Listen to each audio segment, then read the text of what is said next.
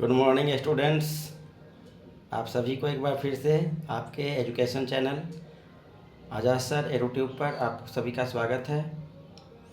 आज हम लोग फिर से एक बार तैयार हैं पढ़ने के लिए और आज हम इस वीडियो में आप सभी को जीव विज्ञान का चैप्टर पढ़ाएंगे और चैप्टर का नाम है खाद्य प्रबंधन। खाद्य प्रबंधन के अंतर्गत हम बताए थे कि जिस तीव्र गति से हमारी जनसंख्या बढ़ रही है उनके खाद्य पदार्थ के उत्पादन में भी वृद्धि की आवश्यकता है और उसके लिए हम लोग मुख्यतः क्या कार्य करते हैं। खाद्य प्रबंधन के अंतर्गत हम आपको बताए थे कि मुख्यतः 3 कार्य करेंगे: फसल की किस्मों में सुधार, फसल उत्पादन प्रबंधन और फसल सुरक्षा प्रबंधन। इसके पहले के वीडियो में आप लोगों को मैं खाद्य प्रबंधन के अंतर्गत 2 टॉपिक पहले वाले जो है फसल उत्पादन प्रबंधन और फसल के किस्मों में सुधार के लिए संकर बीज का प्रयोग का हम लोगों ने वीडियो आप लोगों को पहले भी भेज चुके हैं, आप देखे होंगे। आज एक टॉपिक बच गया था उसमें फसल सुरक्षा प्रबंधन, वो मैं इस वीडियो में आपको बता रहा हूँ। अभी तक मेरे चैनल को अभी तक सब्सक्राइब नहीं किए हैं तो कर लीजिए ताकि आपको प्रत्येक वीडियो समय से मिल जाए और उसको पढ़ लें, लाभान्वित हो सके। जल्दी से पहले बेल आइकन बटन को आप क्लिक कीजिए। चलिए अब शुरू करते हैं। फसल सुरक्षा प्रबंधन। फसल सुरक्षा प्रबंधन अभी हम बताएं, आप फसल उत्पादन वृद्धि हेतु खेतों में उन्नत किस्म के बीज भी लगा दिए और उनको समय पर सिंचाई इत्यादि तो कर रहे हैं, लेकिन अब फसल का विकास करने के लिए उसमें पोषक तत्वों के लिए उर्वरक का खाद का प्रयोग भी कर रहे हैं, समय पर सिंचाई कर रहे हैं, देख रेख कर रहे हैं, परंतु फिर भी फसल विकसित भी हो गया, लेकिन उसमें बहुत सारे अभी भी उनको समाप्त होने की संभावना बनी हुई है। इसके लिए उन फसलों को जब खेतों में उगेंगे, पौधे के रूप में तैयार होंगे, उसके बाद विकसित होंगे और जब फसल तैयार हो जाएंगे, उसमें अनाज लग जाएगा, तब से लेकर के और साथ ही साथ उस अनाज को जब हम खेतों से कटाई कर लेंगे, कटाई दवाई करेंगे, उसके बाद जब संचित करेंगे, उन सभी स्थितियों में उन अनाजों को सुरक्षित रखने की आवश्यकता है। नहीं तो वो सब हमारे जो उत्पादन है उन सब पर कीड़े मकोड़े लग जाएंगे, नष्ट हो जाएंगे और हमारे पूरे किए कराए पर पानी फिर जाएगा।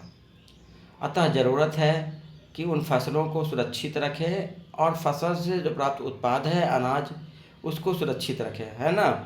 नहीं तो हम लोगों ने जितने मेहनत की है, संकर बीज लाए, सिंचाई किए समय पर और साथ ही साथ जितने भी प्रकार के प्रबंधन किए थे फसल उत्पादन प्रबंधन में, वह सब किए कराए पर पानी फिर जाएगा, उत्पादन तो होगा लेकिन वो नष्ट हो जाएगा। अतः ज़रूरत है जो लास्ट तीसरा प्रबंधन है फसल सुरक्षा प्रबंधन, इस पर भी ध्यान देने की ज़रूरत है।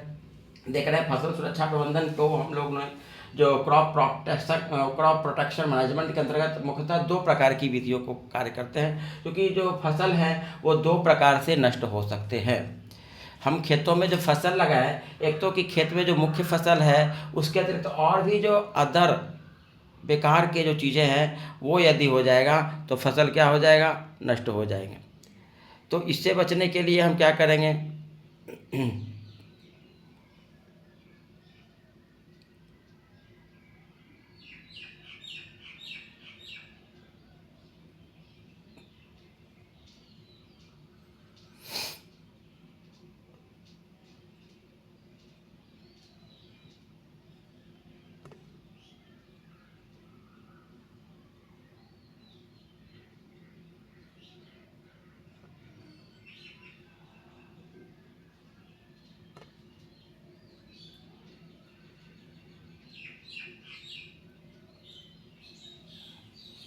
हाँ,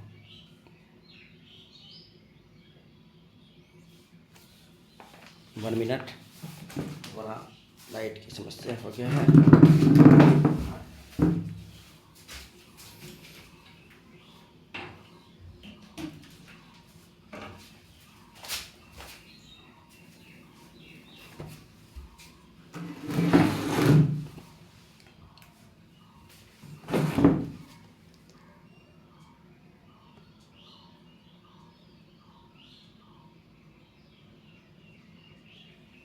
चलते हैं फिर से टॉपिक पर।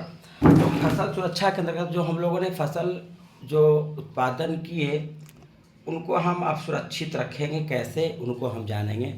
फसल सुरक्षा प्रबंधन के अंतर्गत हम फसलों को दो प्रकार से सुरक्षित करेंगे। एक तो खेतों में जो फसल बोए वो खरपतवार से भी नष्ट हो सकते हैं, और दूसरा है जो फसल तैयार हुए या फसल जो बोए उसमें कीड़े मकोड़े लग जाएंगे, घून लग जाएगा। जो बाद में पहले तो फसल में ही छोटे छोटे देखते हैं कीड़े लग जाते हैं, टिड्डा लग जाते हैं, या फसल के डंठल में कई प्रकार के कीड़े लग जाते हैं, फसल के डंठल को ही गला देगा या नष्ट कर देगा, या फिर फसल में जो फल तैयार हुए फल को खराब कर देगा। जैसे मान लिया कि बैगन रोपे तो बैगन के तना में भी कुछ कीड़े लग जाते हैं जो बैगन के तने को खराब कर देंगे, या फिर बैगन के फसल जो फल तैयार होते हैं, टमाटर के फल तैयार होते हैं उसमें कीड़े लग जाते हैं जो उसको नष्ट कर लेंगे और वांछित कीमत पर नहीं बिक पाएगा।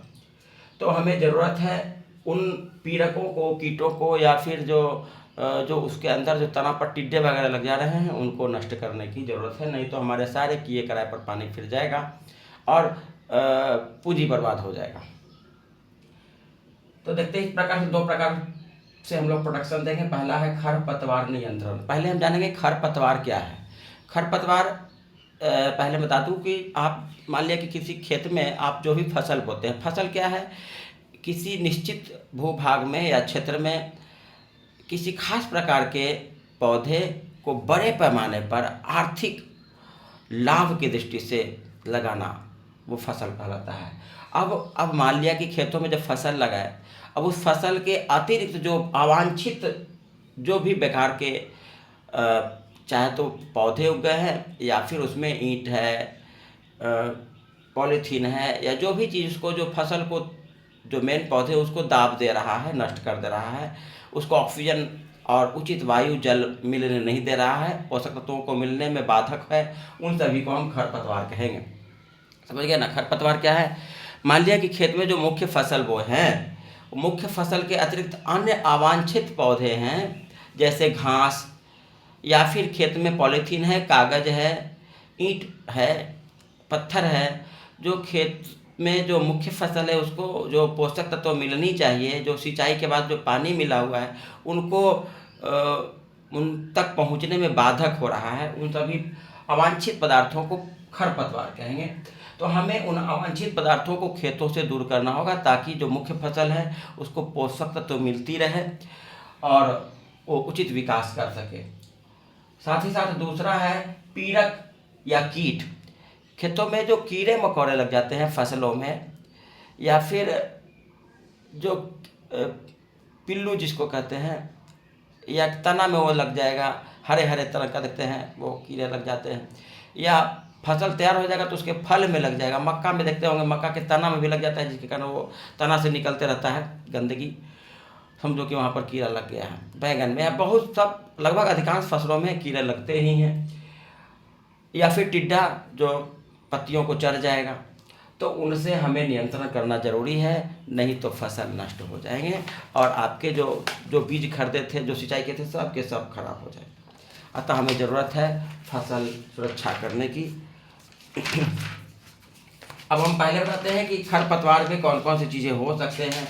खरपतवार में मुख्यतः जो मुख्य फसल है उसके अंतर्गत जो अवांछित पौधे जो हैं जिनको कि हम घास कहते हैं वो जम जाते हैं। अब घास में मुख्यतः खरपतवार के अंतर्गत जानते हैं बथुआ घास, खेतों में आपको जनरली देखते होंगे, सभी बच्चे आप लोग देखे होंगे बथुआ घास, दूभी घास, गाजर घास, मोथा घास, हाथी घास, कई प्रकार के काटीला घास, ये सब घास जम जाते हैं जो मुख्य पौधे को आगे बढ़ने नहीं देते हैं। मुख्य पौधे को दबा देंगे और ऊपर वो जम जाएंगे। कभी कभी देखते होंगे खेत में प्याज के खेतों में जाते होंगे तो देखते होंगे यदि घास हो गया तो प्याज को दबा देगा और सब ऊपर से छा जाएगा, जिसके कारण मुख्य फसल जो है उसको न तो जो हम लोगों ने उर्वरक का प्रयोग किया था वो उर्वरक का भी वो सही तरीके से पोषक तत्वों को ग्रहण नहीं कर पाते हैं, सिंचाई को भी सही तरीके से वो ग्रहण नहीं कर पाते हैं, और साथ ही साथ उनके जड़ तक और तना तक ऑक्सीजन पहुंच नहीं पाता है, जिससे कि उनका विकास नहीं होगा। अतः हमें उन घासों को खेतों से हटाना होगा, और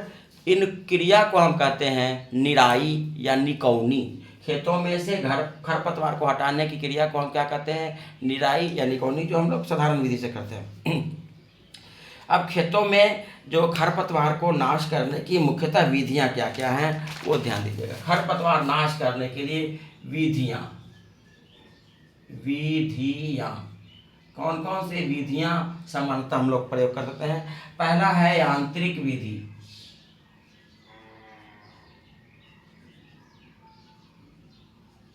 यांत्रिक विधि नाम से ही पता चल रहा है, यंत्र के द्वारा। इसमें हम खुरपी होता है, कुदाल होता है, या बहुत छोटे छोटे घींच करके इसको प्रयोग करते हैं, सतफरवा पचफरवा, इन चीज़ों से यदि पंक्ति में आप यदि फसल को बोएंगे, इसलिए हम कहते हैं कि खेतों में पंक्ति में सकती है। यदि पंक्ति में बोएंगे तो आसानी से बहुत सारे यंत्र हैं जिसको से हम घींचेंगे और उसमें से जो एक्स्ट्रा जो है अवांछित जो पौधे हैं वो नष्ट हो जाएंगे। तो यांत्रिक विधि से हम हटा सकते हैं। और विधि द्वारा जो खरपतवार हटाते हैं उसको हम निराई या निकौनी भी कहते हैं। जनरली खेतों में देखते होंगे, सरसों के खेत या बैगन के खेत या मूली के खेत में हम लोग घास को खुरपी से निकालते हैं तो वो निकौनी ही कहलाता है। आप लोग जनरली इसको जानते हैं। दूसरा है रासायनिक विधि।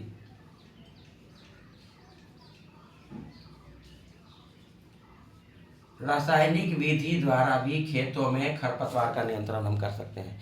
रासायनिक विधि द्वारा खरपतवार को नियंत्रण करने के लिए एक तो काम करेंगे कि जब खेतों में फसल बोएंगे तो फसल में बोने के पहले ही मिट्टी में ही कुछ ऐसे रासायनिक पदार्थ दवा का छिड़काव करते हैं जिससे कि अवांछित पदार्थ जमेगा ही नहीं, उगेगा ही नहीं, मेन मुख्य फसल ही उगेंगे नहीं। बहुत सारे ऐसे पदार्थ जैसे प्याज आप रोपते हैं तो खेत में जब खेत तैयार करते हैं, क्यारियाँ बनाते हैं, पटाते हैं, उसके बाद उसमें घोल के रूप में छिड़क देते हैं तो वो एक्स्ट्रा जो पौधे हैं वो उग नहीं पाते हैं, खरपतवार उग नहीं पाते हैं।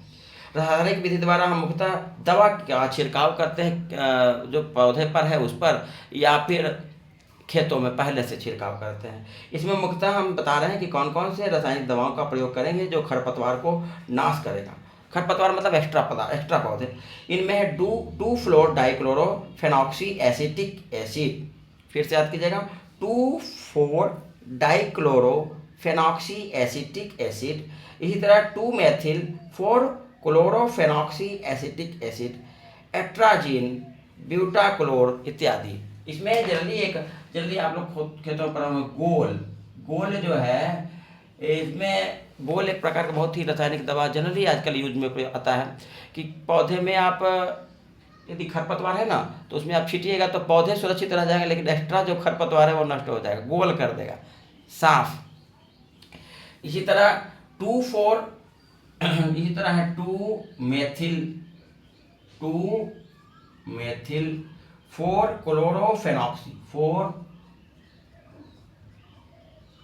क्लोरोफेनॉक्सी एसिटिक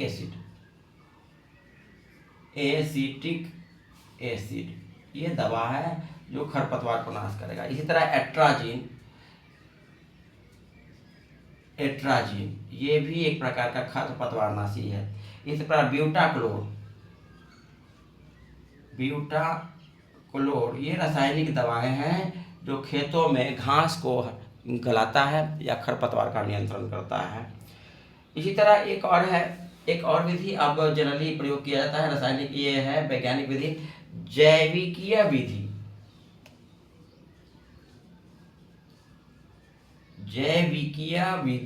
ये जनरली खेतों में मान लिया कि टिड्डा या चूहा मान लिया कि खेत के पौधे को नष्ट कर रहे हैं तो उसमें वैसे दूसरे जीवित पदार्थ को उसमें हम पोषण करेंगे, पालेंगे, जो उन हानि करने वाले जीवों को नष्ट कर देगा। जैसे कि कोकिनियल कीट जो होते हैं वो मुख्य पौधे को, तो ये कोकिनियल कीट का नाम हम जनरली बता रहे हैं, कोकिनियल कीट एक प्रकार का जीव है, कीड़े मकोड़े हैं जो खेतों में यदि कुछ कटीले पौधे उग गए हैं जो पौधे को नष्ट कर रहे हैं तो कोकिनियल कीट उन खास करके कटीले पौधे को ही खा जाते हैं और मुख्य फसल सुरक्षित रह जाते हैं। इस प्रकार से जैविक विधि द्वारा भी आप खेतों को, फसलों को सुरक्षित रख सकते हैं। ठीक है, अब चलते हैं, हम तो देख लीजिए खरपतवार का नियंत्रण। अब हम आगे चलते हैं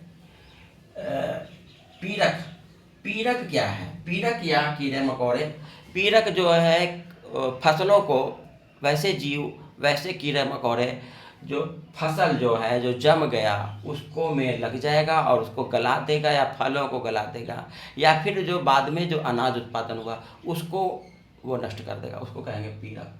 जिसमें मुख्यतः आएगा कीट, फतिंगा, घून, प्लांट हॉपर, टिड्डा, राइस बेविल, हड्डा बिटल, साइट फाइला, रास्ट रेड फ्लोर बिटल और मैंगो हॉपर। ये सभी कीड़े मकोड़े देख लीजिए आप एक बार फिर से। ये सब चित्र हम आपको बता रहे हैं। ये देख रहे हैं, ये कीड़े मकोड़े जो क्या करेगा, फसल को नष्ट करेगा। ये प्रमुख फसलों को नष्ट करने वाले कीड़कों को नाम हम बता रहे हैं, और इनको फसल से हटाना जरूरी है, नहीं तो फसल को नष्ट कर देगा। अब इन पीड़कों को नष्ट करने के लिए देखोगे, अब ये पीड़क करते हैं क्या। बहुत सारे कीड़े मकोड़े ऐसे हैं जो फसलों को नष्ट करते हैं। कुछ तना को, जड़ को या पत्तियों को काट देते हैं, सीधे काट देगा, नीचे से खत्म हो गया। जो आप पौधे उपजाए, मक्का का पौधे उपजाए या कोई भी पौधे उपजाए, जड़ को जाके काट देगा, बिल्कुल खराब हो गया।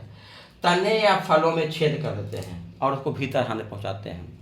और क्या करता है, जड़ एवं पत्तियों को, रस को जब चूस जाएगा तो वो कमज़ोर हो जाएगा। एक तो कुछ है पौधे पीड़क जो है नष्ट कर देते हैं, काट देते हैं, सीधे तना को काट देते हैं। कुछ जो है फल इत्यादि को नष्ट करते हैं, और कुछ जो है तने और पत्तियों में लग करके उसको कमज़ोर कर देते हैं। अतः हमें उनको नष्ट करने की जरूरत है, और इनको नष्ट करने के लिए मुख्यतः पीड़कनाशी का प्रयोग करेंगे।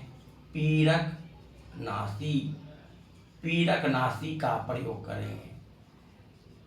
अब इसके लिए भी, पीड़कों नष्ट करने के लिए हम विधियां जो हैं वो देखिए। सबसे ज़्यादा तो जनरली प्रयोग में आने वाली विधियां हैं रासायनिक विधि। पहला है रासायनिक विधि। रासायनिक विधि द्वारा हम इसमें खेतों में दवा का छिड़काव करेंगे, रासायनिक दवा का छिड़काव करेंगे जो इन पीड़कों को नष्ट करेगा। इन दवा में हम बता रहे हैं कुछ प्रमुख पीड़कनाशियों का। BHC क्या है, बेंजीन हेक्साक्लोराइड। बी से बेंजीन, एच से हेक्साक्लोराइड, पूरा नाम है benzene hexachloride. BHC benzene hexachloride जो है कीड़े मकोड़े को नष्ट करते हैं। पीड़कों को नष्ट करने के लिए प्रमुख क्या है, ये रासायनिक पदार्थ है। इसी तरह मिथाइल पैराथियोन पहला है, ये दूसरा है मिथाइल पैराथियोन।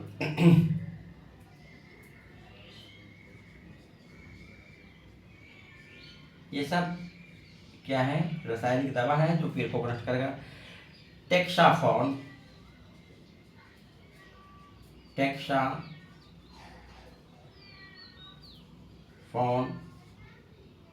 इसी तरह हेप्टाक्लोर इत्यादि।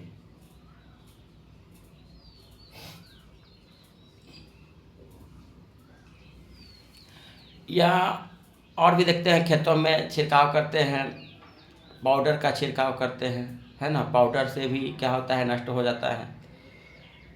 इन सभी चीज़ों से पीड़क जो है नष्ट करना है। दूसरा है प्राकृतिक कीड़ानाशी।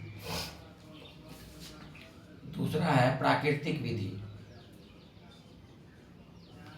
प्राकृतिक विधि के अंतर्गत हम खेतों में कुछ वैसे पौधे लगाएंगे जो कि उन कीड़ों को नष्ट कर देगा, जैसे नीम का, निकोटीन का, पायरेथ्रम का इत्यादि जो है। नीम का पौधा, खेतों में नीम के आसपास अलग परिसर पौधा होना चाहिए। नीम, इसी तरह निकोटीन और पायरेथ्रम,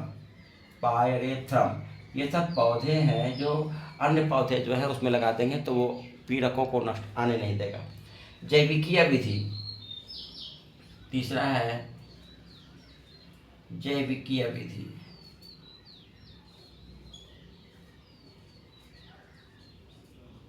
इसके अंतर्गत हम क्या करते हैं, खेतों में जाते हैं और कुछ ऐसे जीव को डाल देते हैं जो उन कीड़े मकोड़े को नष्ट कर देगा, है ना। इस तरह से खेतों के पीड़कों को नष्ट करना जरूरी है। साथ ही साथ कभी कभी फसल तैयार हो जाते हैं, जो अनाज हम लोग घर में ले आते हैं, उन अनाजों को भी सुरक्षित रखने की ज़रूरत है। अनाज को भी ये कीड़े मकोड़े पीड़क जो हैं, कीट पतंगा जैसे घून लग जाता है ना, कीड़े लग जाते हैं, उनको नष्ट कर देगा। तो अब घून और कीड़े से जो आप अनाज को संग्रह किए उनको भी सुरक्षित रखने की ज़रूरत है। अब इसके लिए जो अनाज है, सबसे पहले उनको संग्रह करने के लिए आप समझिएगा, जैसे आप धान, गेहूँ, मक्का इत्यादि जो घर में लाते हैं, अब उनको सुरक्षित भंडारण की भी आवश्यकता होगी ताकि वो भविष्य में आपको सुरक्षित रख सकें। तुरंत बेचना संभव नहीं है, हो सकता है कि उचित दाम नहीं मिले, तो उसको उचित दाम पाने के लिए किसान करते हैं, उसको भंडारित करते हैं। साथ ही साथ उसको खाने के लिए भी, क्योंकि वर्ष भर उसको खाना है, उपयोग करना है, तो उसको भंडारण आवश्यक है। अब भंडारण करने के लिए आवश्यक है कि उनको सुरक्षित तरीके से भंडारण करना चाहिए, नहीं तो नष्ट हो जाएंगे। बहुत सारे फसल जो है अधिक उसमें नमी हो जाएगा, तो इसके कारण वो सड़ जाएगा, गल जाएगा। अतः उसको भंडारण के दौरान दो चीज़ों से जरूरत है उनको सुरक्षित करने का, एक अजैव घटक और एक जैव घटक। भंडारण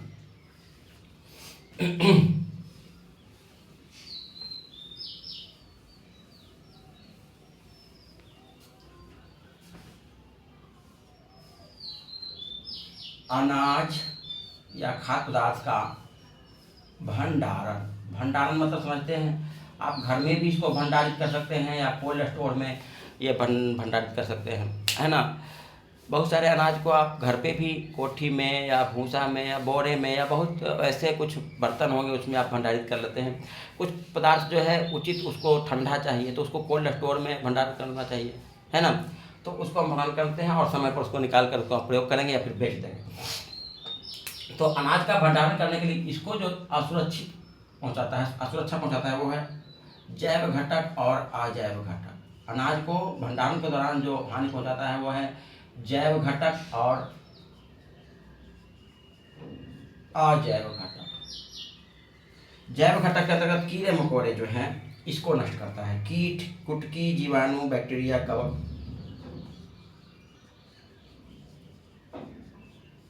कीट, जीवाणु, कवक, फफूंदी, इस तरह चिड़ियाँ, गिलहरी, खरगोश, कीट, घून इत्यादि उसको नष्ट करते हैं, है ना। ये कीड़े मकोड़े उसको नष्ट करते हैं। अजैव घटक के अंतर्गत क्या क्या आता है? तापमान, इसी तरह आर्द्रता, कवक इत्यादि इसको नष्ट करेगा। इसकी कमी या अधिकता के कारण वो खराब हो जाएगा। सबसे पहले करते हैं अजैव घटक। अजैव घटक अनाज को भंडारण के दौरान नष्ट करते हैं। जैसे कम तापमान पर जो कीटनाशी होते हैं, सूक्ष्मजीव जो होते हैं, वो अधिक क्रियाशील होते हैं, अतः हमें ज़रूरत है उसको उचित तापमान देने की आवश्यकता है। कुछ पौधे जो है अधिक तापमान पर नष्ट कर देते हैं, अतः हमें जो अलग अलग पौधे हैं उनको उनके विशेषता के अनुसार, उनके गुण के अनुसार उचित तापमान पर उसको संचित करने की आवश्यकता होता है। अतः मान लिया कि आप धान या गेहूँ को भंडारित करते हैं तो ज़रूरत है कि पहले भंडारण के पूर्व उनको एक धूप में उचित मात्रा में उसको सुखा लेंगे ताकि उसमें आर्द्रता की मात्रा कम जाए। आर्द्रता अधिक रहने से भी वो नष्ट हो जाएगा जल्दी। उपयुक्त आर्द्रता होने पर अनाज नष्ट हो सकते हैं। खाद्यान्नों में नमी जो होती है मुख्यतः 14% से कम होनी चाहिए। ये देखेंगे आर्द्रता, ये नमी होना चाहिए 14% से जब अधिक हो जाएगा तो वो नष्ट होने की संभावना ज़्यादा है। अतः उसमें आर्द्रता हटाने के लिए 14% से कम करने के लिए उसको सुखाते हैं, चाहे वो चावल हो, गेहूँ हो, चना हो, मक्का हो, सबको सुखा लेंगे ताकि आर्द्रता 14% से कम हो जाए, जिसमें पानी की मात्रा कम जाए। साथ ही साथ अनाज की नमी मात्रा अधिक रहने से नाश कीटों या कवकों का उस पर प्रभाव अधिक पड़ता है, अतः इसके लिए भी उसको सुखाएंगे। और इसके लिए हम क्या कर सकते हैं, जो अनाज है सुखाने के बाद उसको जूट या पॉलीथीन के बैग में सुरक्षित तरीके से भंडारित करेंगे, है ना। वायु की नमी से दूर रखेंगे और जैव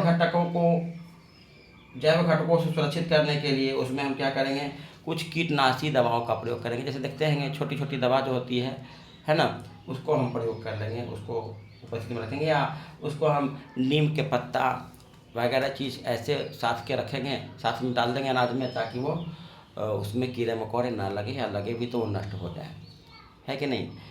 गोली डालते हैं उसमें, छोटी छोटी गोली आती हैं अनाज में, या पाउडर डाल करके क्योंकि वो गोलियाँ पड़ चुकी होती, विषैले होते हैं, अतः उससे विष से बचने के लिए, हानि ना हो इसके लिए हम सबसे अच्छा प्रयोग करेंगे नीम के पत्ते का प्रयोग करेंगे। और भी वैसे पत्ते बहुत सारी चीज़ हैं जो उसको हम सुरक्षित रख सकता है, और समय समय पर उसको हम देखेंगे भी ताकि सुरक्षित है कि नहीं। ठीक है, आज इस वीडियो में इतना ही, फिर आगे अगले वीडियो में हम पढ़ाएंगे कि फसल सुरक्षा अभी बताए थे। भोजन हमारे दो स्रोतों द्वारा प्राप्त होता है, एक है पादप उत्पाद और एक जंतु उत्पाद।